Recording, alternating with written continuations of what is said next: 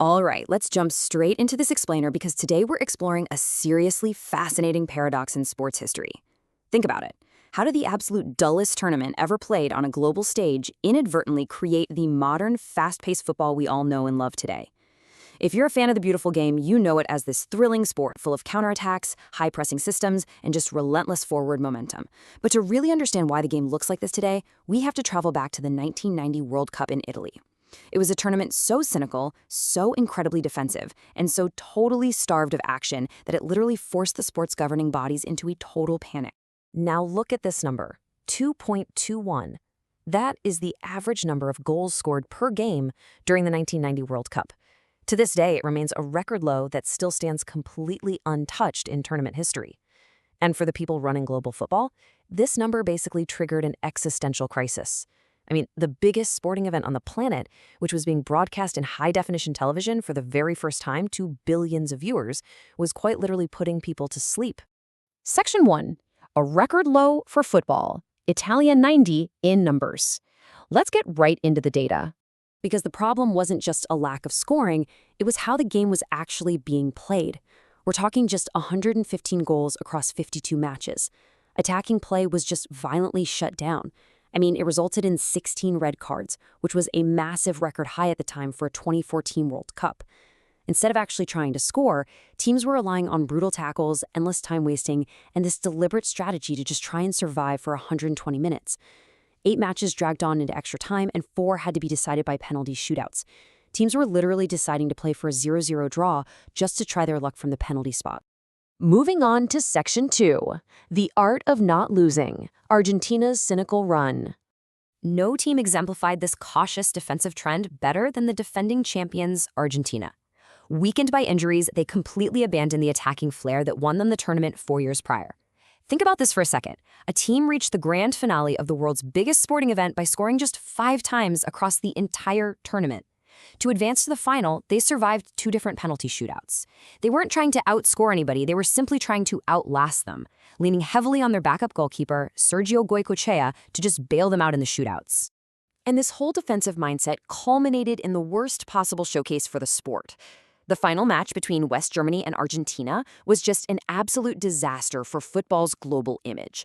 Argentina managed exactly 1 shot on goal. 1. Compared to West Germany's 23.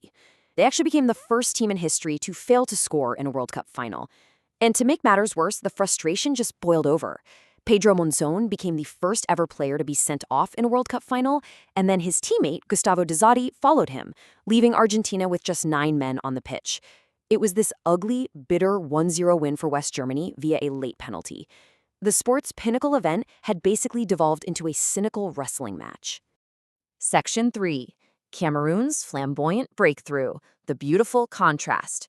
But right in the middle of this defensive slog, there was a beacon of hope, a team that showed the world, and more importantly, the organizers, exactly the brand of football that was missing, the indomitable Lions of Cameroon. If we contrast these 2 teams, we see the problem and the solution side by side. You have Argentina's grim survival tactics over here versus Cameroon's historic, vibrant run over there. Cameroon actually opened the tournament by pulling off a massive shock 1-0 victory over Argentina.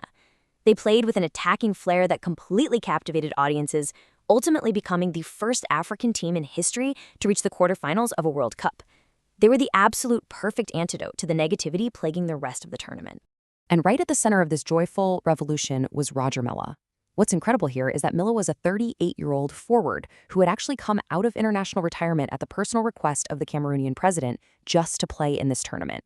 He scored 4 goals, mostly coming off the bench, and his spectacular corner flag dance celebrations really kept spectator interest alive. It was a massive jolt of pure energy, you know? He reminded everyone that football is, at its core, supposed to be a brilliant form of entertainment. Section 4. Fixing a broken game. The global reforms. Following the tournament, the governing bodies of football looked at the television figures, they looked at the style of play, and they realized they had to make some drastic changes. They needed to actively encourage the excitement of Cameroon and completely eradicate the cynicism of Argentina, because the future of the sport depended on it. I want you to ask yourself, if you were in charge of the sport right then, how would you rewrite the rules to stop endless time wasting? Remember, back then, if a team took a 1-0 lead, defenders would simply pass the ball all the way back to their goalkeeper, who would literally pick it up with his hands, hold it, roll it out, and then just wait for a defender to pass it right back to him again. It was this endless, completely legal loophole for wasting time, and it was literally killing the sport. Well, the answer they came up with is one of the most important rules in modern sports, the 1992 back pass rule. This fundamentally changed the flow of the game by totally eliminating that ultimate defensive safety net. Suddenly, if a defender deliberately passed the ball back to their goalkeeper using their feet, the goalkeeper could no longer use their hands to pick it up. Goalkeepers had to start playing with their feet, and defenders were forced to play forward, which instantly opened up the attacking game. It was a massive, game-changing paradigm shift. And they didn't stop there either.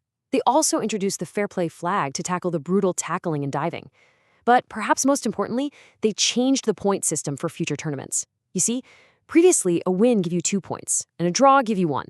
The gap just wasn't big enough, so teams were totally happy to sit back and take a draw. By shifting the reward for victory to 3 points, they radically incentivized teams to take risks and actually go forward to win. A single win suddenly became far more valuable than 2 tedious draws. Finally, Section 5, the legacy of 1990, the dawn of modern football. So the next time you're sitting on the edge of your seat watching a thrilling, fast-paced football match with high-pressing attackers and ball-playing goalkeepers, you actually have the dullest tournament in history to thank for it. As we can see on this timeline, the crisis of 1990 directly forced the immediate, global reforms of 1992 and 1994. The back pass rule and the three-point system permanently transformed the sport for the better. It stripped away the safety nets that cowards relied on, and it rewarded the brave. Defenders had to defend, attackers were given the space to attack, and the entire pace of global football accelerated straight into the modern era. It leaves us with a really fascinating irony to consider. Sometimes things have to break completely before we can build them back better than ever. The beautiful game absolutely had to endure the ugliness of 1990 to evolve into the spectacular, high-speed sport we know today. So did football's most defensive tournament actually create its most attacking era? That's the question I'll leave you with. Thank you so much for joining me on this explainer, and keep asking questions about why things are the way they are. Catch you next time.